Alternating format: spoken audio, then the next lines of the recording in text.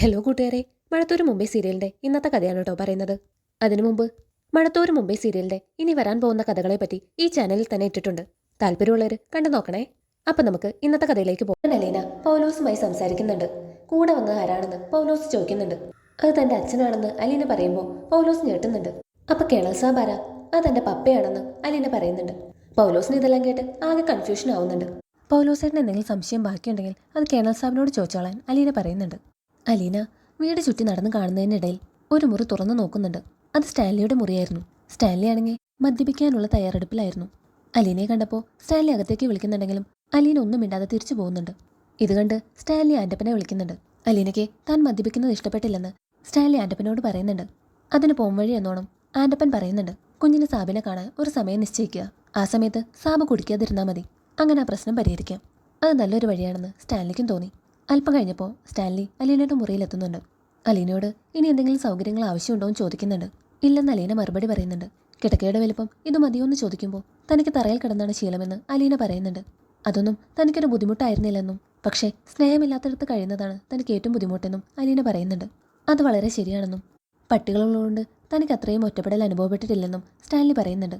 അതിന് മറുപടിയായി സ്നേഹിക്കാൻ അറിയുന്നവർക്ക് സ്നേഹം തിരിച്ചു കിട്ടുമെന്ന് അലീനയും പറയുന്നുണ്ട്. പിന്നെ കാണിക്കുന്നത് വൈജയന്തി തന്നെയാണ് കേട്ടോ. ബാലചന്ദ്രൻ വരാൻ വൈകുന്നതിന്റെ കാരണം തിരക്കുന്നുണ്ട് വൈജയന്തി.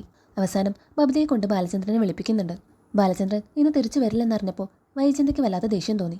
ബാലചന്ദ്രന്റെ കൂടെ അലീനയും കാണുമെന്ന് പറഞ്ഞ് ബാലചന്ദ്രനെ കുറ്റപ്പെടുത്തുന്നുണ്ട്. ഇത് കേട്ട് ബബിതയ്ക്കും കൃഷ്ണമോൾക്കും ദേഷ്യം വരുന്നുണ്ട്. അച്ഛനെ ഞങ്ങൾക്കറിയാമെന്നും അമ്മയെയാണ് അറിയാത്തതെന്നും കൃഷ്ണമോൾ പറയുന്നുണ്ട്. ഇത് കേട്ട് വൈജയന്തി ഒന്ന് ഞെട്ടുന്നുണ്ടെങ്കിലും തിരിച്ചൊന്നും പറയാതെ അകത്തേക്ക് കയറി പോകുന്നുണ്ട്. പിന്നെ കാണിക്കുന്നത് സ്റ്റാൻലിനെയാണ് കേട്ടോ. സ്റ്റാൻലി അത്താഴം കഴിക്കുന്നതിനായി ഊണുമേശയിൽ വന്നിരിക്കുന്നുണ്ട്. അലീനയെ വിളിച്ചില്ലേന്ന് ആൻറ്റപ്പനോട് ചോദിക്കുന്നുണ്ട്. ഇല്ലെന്ന് പറഞ്ഞപ്പോൾ ആൻറ്റപ്പൻ ഒരുപാട് വഴക്കും പറയുന്നുണ്ട്. ആൻറ്റപ്പൻ ഓടിച്ചെന്ന് അലീനയെ വിളിക്കുന്നുണ്ട്. ഊണുമേശയിൽ പാലിക്കേണ്ട ഡിസിപ്ലിനെ പറ്റിയെല്ലാം ആൻറ്റപ്പൻ അലീനയോട് പറയുന്നുണ്ട്. പ്ലേറ്റിൽ തട്ടി ശബ്ദമുണ്ടാക്കരുതെന്നും ഭക്ഷണം കഴിക്കുമ്പോൾ സംസാരിക്കരുതെന്നുമൊക്കെ സ്റ്റാൻലിക്ക് നിർബന്ധമുണ്ടെന്ന് ആൻറ്റപ്പൻ പറയുന്നുണ്ട്. അങ്ങനെ ഭക്ഷണം കഴിക്കുന്നതിനായി അലീന ഊണു റൂമിലേക്ക് വരുന്നുണ്ട്. അലീനയെ കണ്ടതും പൗലോസ് ഒരു പ്ലേറ്റും അതിനടുത്തായി ഫോർക്കും കത്തിയും സ്പൂണും എല്ലാം വെക്കുന്നുണ്ട്. അലീനയ്ക്കാണെങ്കിൽ ഫോർക്കും കത്തിയും ഉപയോഗിച്ച് ഭക്ഷണം കഴിക്കാൻ അറിയില്ല. സ്റ്റാൻലി കഴിക്കുന്നത് കണ്ട് അവൾ അതുപോലെ അനുകരിക്കാൻ ശ്രമിച്ചു. ഫോർക്ക് ലെഫ്റ്റ് ഹാൻഡിൽ പിടിക്കണമെന്നും നൈഫ് റൈറ്റ് ഹാൻഡിൽ പിടിക്കണമെന്നും സ്റ്റാൻലി അലീനയ്ക്ക് പറഞ്ഞു കൊടുക്കുന്നുണ്ട്. അവസാനം അലീന സ്പൂൺ ഉപയോഗിച്ച് ഭക്ഷണം കഴിക്കാൻ തുടങ്ങി. സ്പൂൺ പ്ലേറ്റിൽ തട്ടുന്ന ശബ്ദം കേട്ട് ഇത്രയും ശബ്ദം ഉണ്ടാക്കണ്ടെന്ന് സ്റ്റാൻലി പറയുന്നുണ്ട്. അവസാനം ഫോർക്ക് ഉപയോഗിച്ച് ഒരു ചിക്കൻ പീസ് എടുക്കാൻ നോക്കുന്നുണ്ട് അലീന. പക്ഷേ അത് പ്ലേറ്റിൽ നിന്ന് തെറിച്ച് മേശയിൽ വീഴുന്നുണ്ട്. അലീന അത് എടുക്കാൻ ശ്രമിക്കുമ്പോൾ സ്റ്റാൻലി അത് തടയുന്നുണ്ട്. ടേബിൾ മാനേഴ്സ് പാലിക്കണമെന്ന് പറയുന്നുണ്ട്. പക്ഷേ അലീന അത് വകവയ്ക്കാതെ ആ ചിക്കൻ പീസ് തന്നെ എടുത്ത് കഴിക്കുന്നുണ്ട്.